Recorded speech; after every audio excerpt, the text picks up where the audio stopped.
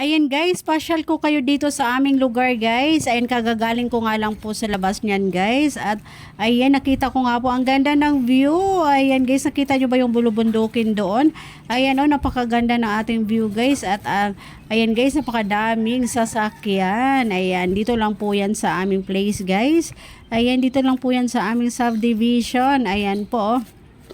Ayan, galing nga po ako nyan sa labas guys. Ayan, bumili tayo. Ayan, nag-grocery tayo guys.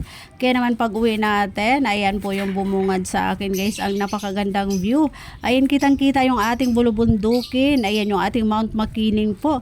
Ayan po, the beauty of nature guys. Ayan. Ayan, ang ganda naman talaga ano. Ayan guys, makikita natin no. Ayan guys, ang ganda ng mga kabahayan nila guys. At ayan po yung kanilang mga sasakyan. Ayan soon guys, yung aking pinapangarap. Ayan na magkaroon ng sasakyan. Ayan soon. Ayan, maano din natin guys, ma-achieve din natin yan. Ayan, magkakaroon din tayo niyan. Basta sipag at tiyaga lang po. Ayan, pagtrabahuan po natin. Ayan soon, makakamit din natin yan guys. Kaya laban lang. Laban lang guys sa hamon ng buhay. Ayan o, ang ganda ng view natin. Ayan guys, ayan, malapit na nga po ako niyan sa aming bahay. Ayan, paliko tayo dyan.